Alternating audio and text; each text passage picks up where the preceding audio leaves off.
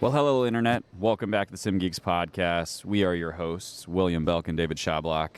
Hey. And today we are joined by the amazing Billie Paschal, board of directors for SimGhosts. And just a fair warning, all of us are extremely over-caffeinated on some amazing Cuban coffee we found in Orlando. So Billie is going to come on. She's going to talk to us about the mentorship program that's run through SimGhost. And first thing, I just want to point out that Billie has been one of our biggest supporters for the last, 4 years or whatever. And after 4 years of producing this, we finally have her on an episode. I have no idea how it took us this long. And so for that, we apologize. But Billie, please tell us about yourself. Tell us where you come from, what you're doing, and then we're going to jump in and talk about this mentorship program you started. Yeah, do this for the 2 or 3 people that don't know you. Okay, well, first of all, I have to confess my smile has been on my face ever since yesterday when you said, hey, let's record this. I'm Billie Paschal. I am the Simulation Education Program Manager for the University of North Texas Health Science Center in Fort Worth. So I have been there for 2 years. I've been in simulation for 10. I have a background in nursing education, hospital system, and now in a med school. So, fun fact, I have recreated this interview 1,000,000 times in the thousands of miles that I commute every day. So, Billie, tell us about yourself. And I have this really whole long monologue that I've created. But like you said, I've had a lot of coffee. I have been supportive of you guys since your inception. The whole podcast thing was, I will admit, was a little new to me. David used to joke and say, have you listened yet? I'm like, no, but I'm telling everybody about it. And so it's like, I don't have podcasting things on my phone. And I remember having several conversations, and I love you, but telling you it's on your phone already. There's an application. All you have to do is go here and put our name in. And yeah, so yeah. Well, so funny story. I've been binge listening to all of the simulation podcasts because back in the fall, we got a family Spotify. And my kids are totally ribbing me because I'm still on Pandora. But I have 47 channels and 37,000 thumbed songs. I can't just leave. They're like, Mom, if you come to Spotify, I know all your podcasts are on there. I was like, oh, I'm in. So no, I do have a long commute. I have a 77-mile commute one way. Is that 77 city miles? Because I know you're in Fort Worth. Is that, or are you country miles? I'm country miles. Okay, all right. That's better at least. It could be a hell of a lot worse. Oh, yeah. It's actually not bad. California miles would be bad. 77 California Boston miles, bad. Yeah. So 50 of it is just straight highway. So usually occasional cow in the road or tractor is usually the biggest barrier. And then after that, it's usually construction or city traffic. I know that everyone in simulation has a different story, and mine is definitely that. So I was a stay-at-home mom for 16 years. And from that, I transitioned into being a preschool teacher because, stay with little people. That's your thing. And my mom skills is what opened the door for me to get into simulation. I actually almost cried yesterday when Ryan Leak was talking about who, the breadcrumbs, who got you where you are. And I'm very appreciative for G. Archer and Julie Martin for taking a gamble on me for that. So it's been amazing. I've seen so much things change in 10 years. And not having a clinical background and not having a technical background either, right? I could work my home computer and the TV, right? That's about my technical knowledge when I got into sim. So mentors were very important to me. So I remember actually my first mentor was our Laerdal rep. So he came in, he was putting together SimMan 3G, and I was like, I just want to watch. He's like, sure, watch, ask questions. And we were just, I had to be annoying. I was like, and what about this? And what is this? And what do I do if this breaks? And he's like, you've got a warranty. It's okay. So I was thankful for that for a while. But it became very clear very quickly, didn't know everything. So it was a matter of finding the right people who does know that, and asking the right questions. I always say every problem can be solved if you ask the right question. Mm-hmm. And the one great thing about our community is that if we don't know, we know somebody who knows somebody who knows. So, and we're always willing to share that information. So when I started in simulation, I had like a solid dozen of mentors that had different strengths and things like that. And then when I became involved with SimGhost, I went to my first SimGhost in San Antonio in 2013, and I got to actually meet a lot of those people face to face that I had been emailing, right? And they're like, oh, they're real people. And then I met Nick Brauer at when we had our SimGhost event in 2014 in Chest. We love Nick. I love Nick too. And we just had been talking about mentoring and how that was important. And we kicked around the idea for a really long time as making mentoring, a mentor program, an initiative for SimGhost. But we're a board full of volunteers, right? We only have one official employee, so it's a very large organization, and we're busy, right? We have jobs and families and a passion for SimGhost, so it's always been on our radar. But it wasn't until 2018 when we finally said, "That's it. If we don't, we just got to do it. We got to start." And I jokingly say that Nick and I should, if we decide to leave simulation, we can be a marriage match, because we've been pretty successful with our mentor matches that we've made so far. Mm-hmm. So we've had some successes. Jeff Stout, I mean, he's an amazing example of what the mentorship program can do and was envisioned to do. Amy Fulmer is an amazing mentor. Oh, yeah. I wholeheartedly agree. Mentor to everyone in the community. She's wonderful. Exactly.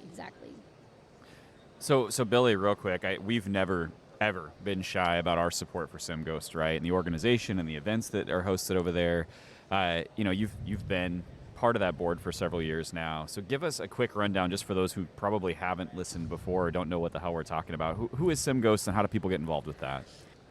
So I always say that SimGhost caters to the other side of Sim, the part of Sim that administrators and most educators don't know is needed, right? The setup, the teardown, the scheduling, all of the things that gets overlooked. That's kind of who our audience is, for lack of a better term. But it does not mean that we're just for operations specialists and sim techs. We have a lot of faculty. We have a lot of educators that also have memberships and have a lot of input in our community as well, which is great, because that's who we work with. So it's good to have that connection outside as well.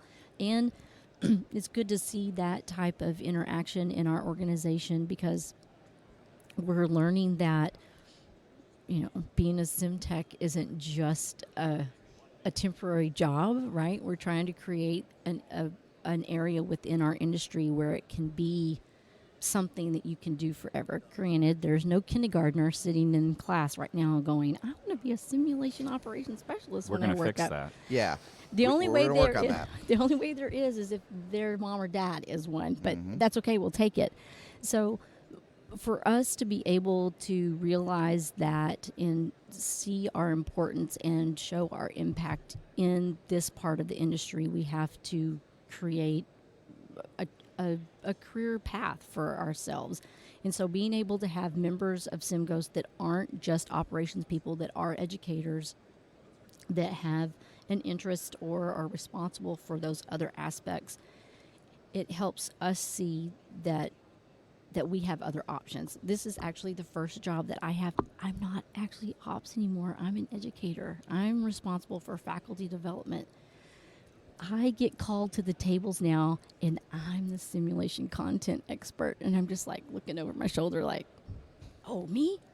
Oh, yeah. I can answer that. So, it's taken some time. It has not been easy, but I have had mentors in that area as well, right? Every aspect of my career, I don't look at it as a challenge of, oh, I can't do that. I look of, okay, I can't do that, but I know somebody who has or could help give me some guidance, and that's what it's all about. And I love how earlier you said that your first mentor was your rep, and I don't think until this point I realized I know I had a great relationship with that person. I know I mourned when they professionally grew, and I was like, still to this day, I walked up to Laird Hall booth, and I'm like, I miss Kim Keller. And most of that booth, of course, says I miss Kim Keller too. But how important that relationship was, and they were the first contact. And I never thought about that until you just said it. I'm like, yeah, we cannot underestimate where we're getting our mentors from, and that a lot of us, the first mentors we get are the reps, and how important that relationship is. But again, I love that you said that, because I've never thought of that until you just mentioned. I'm like, it's so, yeah, for all of us. So I have an interesting way that I came in full time into simulation. Right? Like I've been using simulation on and off for over a decade, but my first full time, when I stepped out of the flight line from the helicopter and went full time into education, at the time we had regional training centers, and so I had 2 facilities I was responsible for, but it was just me. And so if I needed help teaching, I would bring in nurses and paramedics to use as subject matter experts, and they would help me in the sim lab. But ultimately, it was on me to set up and tear down simulations, to run the cases that were given to us by our actual education department. We did everything. So I came in as an educator, right? Faculty is what a lot of people would refer to that. Ours is a little different setup. But I came in from that side, but was very heavily involved in operations because there was nobody but me to do that. And the people I brought in were just there to basically say, hey, I need you to go run this case and then provide me some feedback and we'll do it. And so I can, without a doubt, tell you that a lot of my growth in simulation didn't take place until I started, attending events and meeting people outside of my organization. Now we've changed that. Now we do work as a team. We travel as a team from one region to the next instead of everybody being responsible for their own little corner of the world. And so I can say, coming in with really not having a mentor or somebody to look up to that understood simulation, and just having that hunger for information and going out of my way to say, you know what, a lot of my colleagues are experts in cardiology, or they're experts in neurology, or they really care about this, or they really care about that. My focus shifted to, I really care about simulation. Like, this is what I want to do more than learning more about medicine. And again, I was a clinician at that point for 15 years or something close to it. And so for me, it was like, all right, yes, I'm still a clinician. Yes, I'm still teaching clinical information. But if I had to pick one thing I cared about more than anything else, it's simulators, it's the equipment, it's the things that we're doing. And so I ended up in this weird situation where I was like half educator, half operations. And I cannot tell you how much better my life would have been if I'd had somebody to go to and say, hey, I need help. Like, I have no idea how to do this. I'm watching YouTube, or I'm calling reps, like you guys said. That was really all I had to my disposal. And it wasn't until I started getting involved that all of a sudden I now had a pool, a community of people, both within the organizations, but also just in general. We start meeting a lot of people, make a lot of friends, and now we have that group of like, hey, I broke this. How does it get fixed? And David, I blame David and Greg Vies, who's actually here with SimVS. Those are the 2 people that drug me into SimGhosts initially. So I had gone to IMSH. David and I got together. You were with us when we were there in San Antonio. Yes. It was kind of where this started, right? We sat down, we brainstormed this whole thing out. But it was while I was there, I had dinner with Greg Vies on the Riverwalk in San Antonio. Greg and I were friends, and we had done some business together. And he said, hey, are you going to SimGhosts? And I said, well, I wasn't planning on it. What the hell is SimGhost, right? So he explained it to me, and I immediately was like, holy shit, this sounds great. Like, I need to get involved with this. Unfortunately, I couldn't go that year. That was the year it was in Miami. Yep. My youngest was born a week or so before that conference. So there was no chance in hell I was leaving my wife. Yeah, but you would be divorced. Yep, so I missed out on that one. But I've been to every event since then. We've been involved in the website. Like, we've gotten heavily involved. And so although I never formally had that mentorship thing, other than now I need to start getting a little more involved with your program, and my SimOps are applying to be mentors now, which is fantastic because I have 2 really good employees that want to get involved with you. I've sent them your way already. This resource itself it's fucking fantastic. I'm just truthfully, like, just to be able to say, hey, I'm new to simulation. Billy, can you match me up with somebody who has more experience than I do, and I can just ask them questions, and it's their job to answer them. Like, having that at their disposal. I wish I had something like that 5-10 years ago. So the great thing about mentors is they're kind. It ties in with what Ryan Leake was saying yesterday at the address. See, we didn't get to because we were here, so please tell us. You have to give it a look. He was just talking about how you have to learn from your failures, right? That's sometimes we have to be. I mean, we know that, but sometimes we have to be reminded of that. Success through ample amounts of failure. Yep. So that's the great thing. That's one of the aspects of mentoring, right? You go to someone with the struggle that you're having, and you're like, okay, well, this is what I did. Here, let me save you 20 hours and a bunch of headache, and let's do it this way. And one of the great things about being in the industry as long as I have is that when we do go through and we are looking at our mentees and our mentors, one of the things that we do is we ask, where is your lack? Where do you have that gap, right? Are you clinical and your gap is technology? Are you technical and your lack is clinical? So because it's a give and take, you're going to learn. It's a power exchange. So the mentee is going to learn from the mentor is going to learn from the mentee. Very much. So we look at that. It's like, okay, so this person needs this, and this person knows a lot about that. And the great thing about being in the industry as long as I have is if I don't have a mentor on the list, but I know that someone has that strength, it's usually a middle of the night text message or email. David Shablock. I've gotten those messages. What's interesting is when you're newer, one of the other things that you're trying to do is you don't have to be an expert in everything, especially in our field, because our field requires so many different disciplines. But it's you got to know a guy or girl or awesome person. And so when you're mentoring, you're almost basically getting to supplement or join or build that network, because you're going to get matched up with somebody, because when you go into the program, you're going to be like, I want to know more XYZ, whatever. And then you're like, oh, but what about L? And they may not be an expert, but again, they know somebody, and they're going to try to get the solution. Exactly. Like when my operations manager told me last week, he says, okay, by the way, I know you were wanting to extend your stay at IMSH, but you have to come home on Wednesday because we have dignitaries coming on Thursday. And I said, dignitaries? Who's coming? So apparently there's some very important people from Poland coming to our university on Thursday morning. And so he goes, so do we know anything about simulation in Poland? And I was like, well, I don't know. And then he looks at me and goes, well, if anybody knows somebody who would know somebody that knows about Poland, it would be you. So that's your one objective for home when you're at IMSH is find out what you know about Poland. So I was like, wow, I never even thought about that. But I was like, well, this could be a good opportunity to create a international contact in Poland in simulation. So it's always... You never know. I mean, and then VR is coming in. That's a whole different level. So those of us that have been in simulation for a long time, this is something that I remember when I first started, somebody had made a comment about it, and I was like, oh, that's never going to happen. I also never thought there'd be a mannequin that the head could move, like they got over at the Gamard. Yep. Yeah. Yeah, it tracks you around the room. When it cries, it pours real tears out. It is ridiculous. I know. And then when I was in Sim, when I first started, I was like, okay, as soon as these things start moving, I think I may be out. And now I'm like, well, I can't leave now. I'm elbows deep. Was it Gamard last year that had the one that when you walked up, it would shake your hand? Was that somebody had probably. I think it was Gamard. Somebody had an adult simulator in Los Angeles that when you walked up and introduced yourself, it would say, hi, I'm whatever its name was, and it would reach out to shake your hand.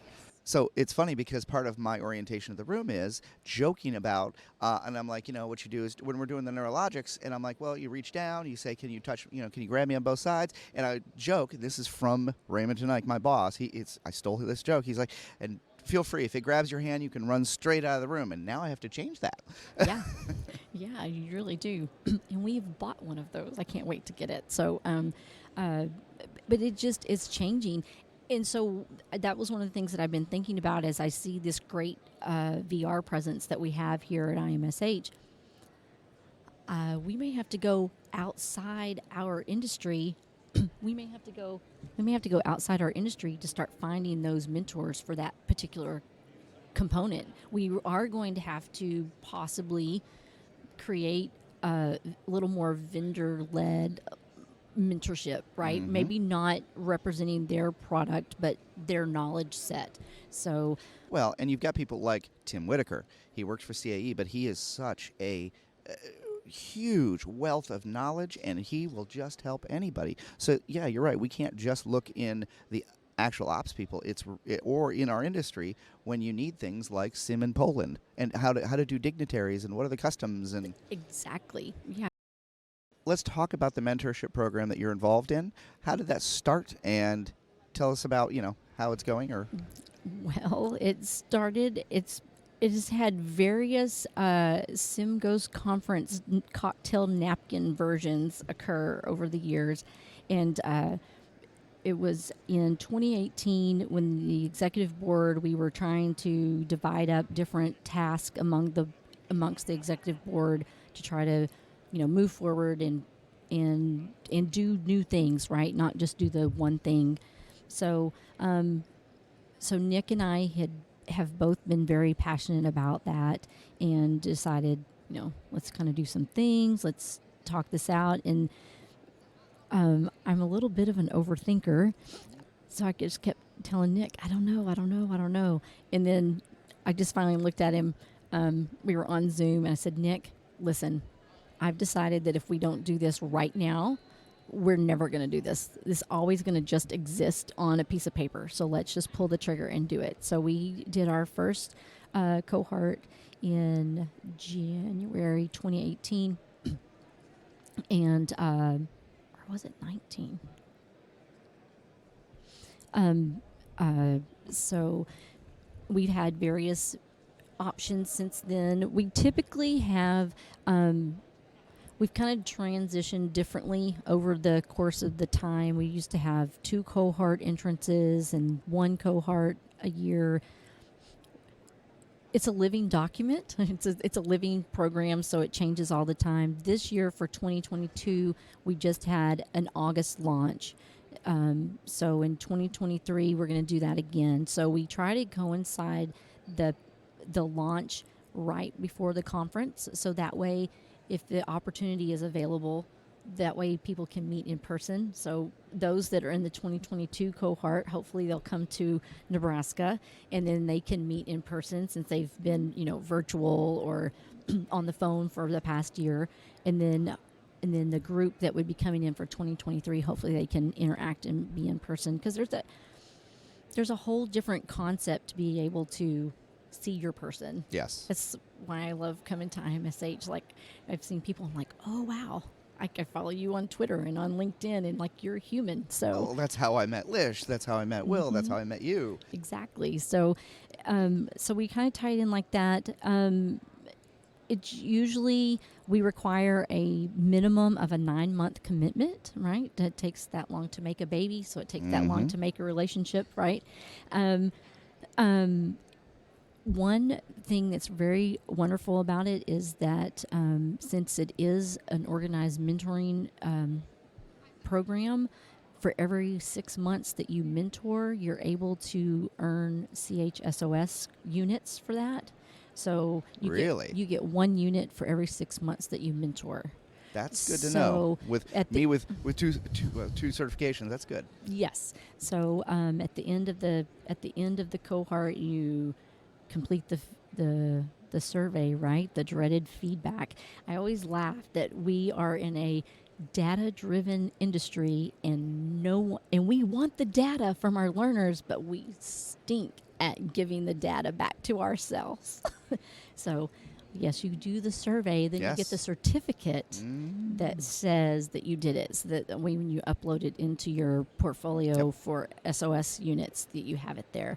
And it also should be tracked within the Learning Hub as a SimGhost member. So everything that you do in the Learning Hub, is tracked in there for that purpose, for you to be able to submit that to meet your unit requirements, because the fear of having to take the test again is not always positive for a lot of people.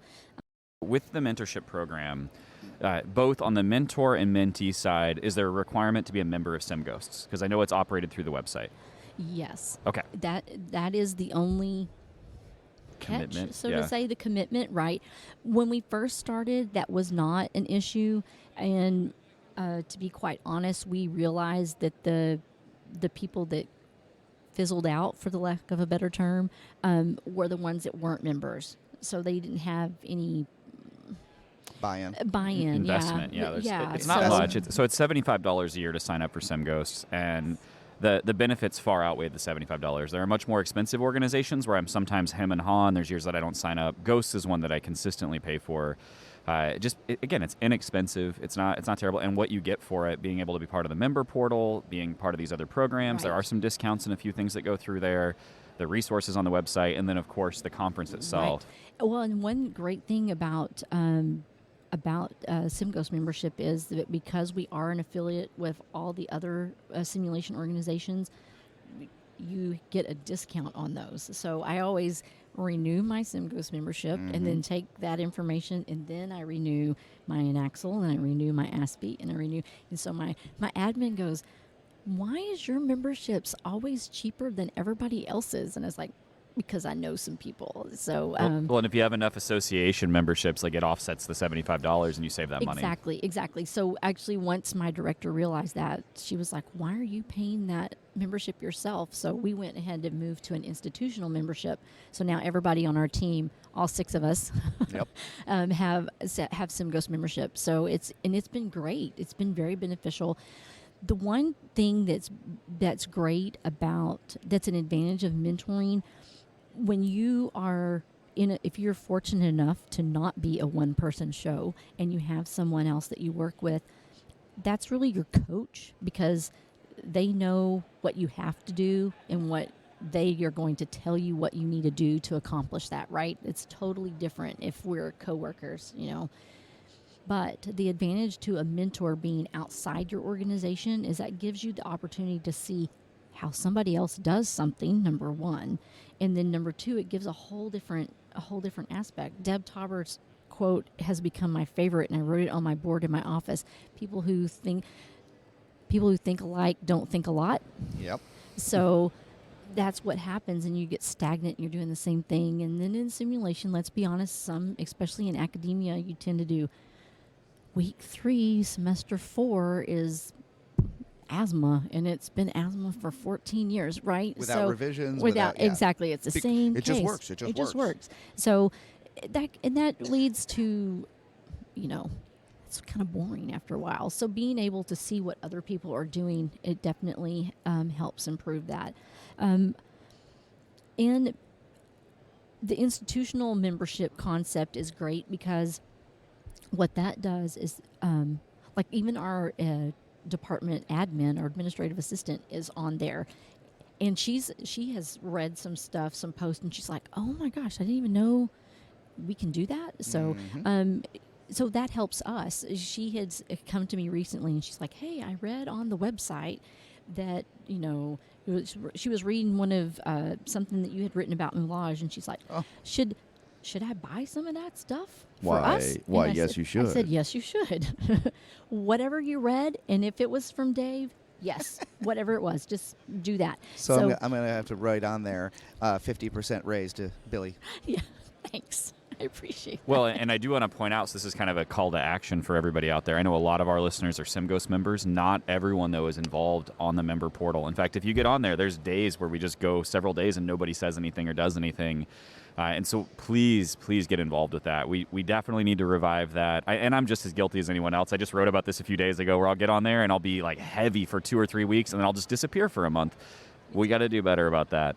I was laughing to myself the other day. I was like, oh, this is just like the Hoova app, because I find myself going, I'm number 26 of however. No, I can't have that. So I'm replying and I'm posting, and I'm like, you're now number 3. And I was like, okay, that's good. I'll be back in a couple of days. Yeah, And it does. so- It does rank us on our contributions, but it does it on like the previous 48 hours. It's not so you can jump up there very quickly, even if you've not been involved in a long time. Exactly. I think the only person it's impossible to unseat is Daniel Guzman. 100%. No way gonna I happen. took the number 1 spot on that board for all of like 8 hours one time, and then he was right back at it. So Daniel lives on that website.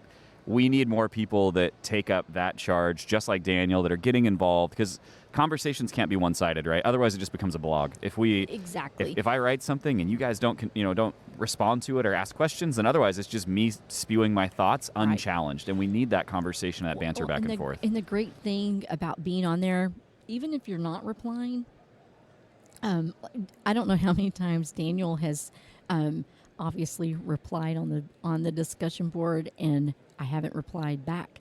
He sends me a text. Yes. You Yes, need he to does. go. I asked you a question. I asked you to answer someone's question because I know that you know the answer. I'm like, oh, okay. He's So done a I'll- good job of that with me so too. He's called me out a few times, like, "Hey man, someone has a question, and this is something that you should answer." answer, and, yeah. and I'm like, "Oh, had he not sent that though, I wouldn't have been flagged, right?" And so Right. for me, like, I Exactly. really appreciate it. That's Where exactly hey, what I told him. Yeah. yep, and it's so- usually VR. Like, so and so has a VR question, or hey, this got posted. Can you go check it out? And then at one point, he messaged me and said, "Hey, can you contact this other person about something unrelated?" Like he does a good job of helping us keep that board alive, because I do feel Yeah. like Daniel does a significant amount of that work. Yeah, he does. True.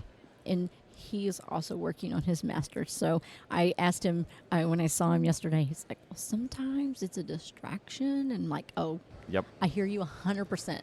100%. All of my longest posts are when I should have been writing papers for my master's program. Like, Totally. Yes. That's like I said. The last post I put on that Ghost board was almost as long as the last magazine article I wrote, and it was because I was supposed to be doing something for school, and I got distracted, and I started playing with Chat GPT, and I wrote a whole thing about artificial intelligence. Yep. Like, That's exactly.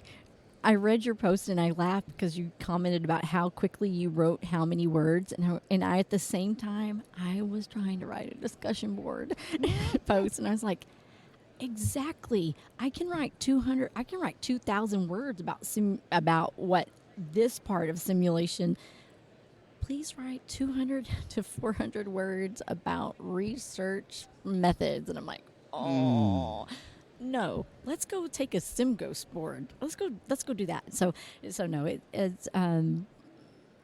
it's a nice resource to have, and I've used that community to actually help me with my master's. There's been a couple of things that I've been interested in, or how is this being used other places, and been able to take that information from our part of the community and put it into a discussion board, and actually kind of introduced this other aspect of simulation learners, right? My cohort is like physicians, and I'm on sabbatical, so I'm working on this. I'm like, wow, okay, I'm like working my hiney off just to get a master's, and you're on sabbatical, just like, I'm just using some time.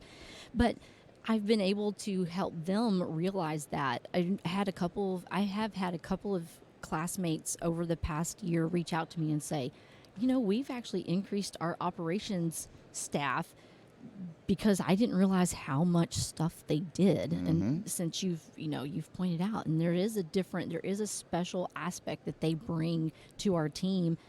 And yeah, we've decided we need more, or we didn't have one, or, thanks for pointing that out, because now I don't have to do everything. So it's just about getting that word out there. Even here at IMSH, there's a lot of people that I've encountered while at the SimGhost booth. It's like, oh, well, I actually had somebody tell me one time, oh, no, my SimTech already knows everything. And I was like, well, who is that? Because first of all, I need to know who that is that knows everything. if that's true, anyone in this room will steal them, right? Exactly. Like It's like if your person knows everything, I need them to be a mentor. Number one. Number two, no, there's something else they can still learn, right? So, I actually heard about there was a person here that had stopped by the SimGhost booth. She has just hired a SimOps for her program. He doesn't start for 2 more weeks. She essentially hired him away from someone else The program that he currently works at, he's worked there for 9 years, and he has never had any professional development at all. And I just looked at her, and I was like, how has he stayed there for 9 years, right? And I asked her who he was, and I didn't know him. Right? First of all, let's all be shocked by that. Right. But then I thought, well, no wonder I don't know him. He's never got to go anywhere. Yeah. He's lived at his house, right, for 9 years. He hasn't got to do anything. So that is actually her initiative once he comes on board. And she says, we're going to change that. And I said, your program will be better because of that. Not only because of the knowledge that he's going to bring to you, having 9 years experience in sim, but you feeding his professional growth that hasn't happened. I said, he's going to work 10 times harder for you than he already was going to. It sounds like a perfect candidate to shove in as somebody in the mentorship program. And I just realized something, collaboration-wise, I said, hey, we didn't really have a lot of mentors or anything. It would have been easier. And I just remembered this. When we were applying to grad school, you and I proofread each other's personal statements, and it was because of that damn SimGhosts board. We sent stuff back and forth through that. I completely forgot about that until right now, and I'm like, oh, wait, we both started school at the same time, and we sent personal statements back and forth. Yeah, so it's... And you motivate each other. I've been dragging my feet on the last certification, and finally I just text one person, and I said, I need you to kick me in the ass. Can you please? And they said, what's your damn problem? Go. Well, so I have been... Actually, Andrew Spain called this out on me. He's like, why do you still not have the SOSA? And I was like, well, I don't know. I just... Too busy with school. I have made it a priority, but so I have made a personal mission for myself for 2023. I am going to do that, so that's my goal. I want to be able to go to the Diamond Ball next year. So there's my motivation. I need a pretty dress so I can go to the ball. So I'm going to get my SOSA so I can do that. And actually, I have gotten. I have a director now that believes in me in a different aspect that I didn't ever even envision for myself, and so now I have to take the educator, the cheese as I call it. I'm super scared and excited about that. So. I keep putting it off for no reason other than I just haven't found time to do it, and that is I am making that commitment to everybody right now that I am going to do both this year as well. Well.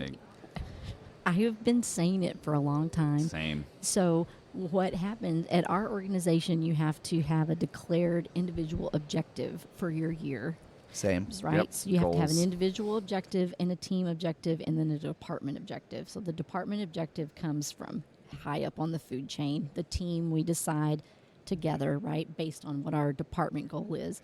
And then your individual goal. So that is mine. I have two. Which is to become a certified educator, and then to increase our faculty development. So I got to tell you, when I started in simulation 10 years ago and had the mentors that I did, I had mentors that were like, I need you to tell me, where's the pancreas and what does that look like? How give me some reliable resources to see what this looks like. How am I going to set this up? And how do I make all my Laerdal stuff stay connected? To now, I need advice on, here I am. I'm telling faculty. I'm working at a med school. I'm like telling doctors, no. This is not how you do that. So I never ever envisioned that I would be where I am. But it's because I've had people help me along the way. So I'm definitely one of those. Take a step up and then put a hand back to help them have someone come up with you. Definitely. Well, Billie, this has been wonderful. We've been needing to do this for a long time. As you can tell because of the length of this episode, like we've been sitting here chatting for quite a while now. So before we tap out, what parting thoughts do you have? Whether it's mentorship or something else, what is it you want to tell everybody that's listening to this? I want everyone to know that you're not alone. And as crazy as you think that your program is, or the request is, or the problem that you have, you're not. So reach out. of course, there's a SimGhost community, and if you're not a part of that, I encourage you to do so, obviously. But if not, reach out. Feel free to reach out to these SimGeeks. They'll lead you in the right direction as well. And it's all about, if you don't know, all you have to do is ask. All right. Well, you heard it here, folks. Just ask for help whenever you need it. Again, Billie, thank you so much. And to everybody out there listening, Billie can be contacted through SimGhosts and the mentee program. There is an application on the website. So Yes. if you go on there, it's very obvious. You just click the link and go ahead and fill that out. And hopefully we'll see some more activity on the SimGhosts board after this comes out. So you can email me. I'm at billy@simghosts.org, or you can find me on Twitter. I am TX SimTech, and I'm on LinkedIn. So that's it. All right. Well, thank you ever so much. We've been meaning to do this for a long time. I'm glad we made sure it happened. So we both love you, and Thanks, guys. glad you're here. Thanks, guys. All right. See you on the next episode of the SimGeeks podcast.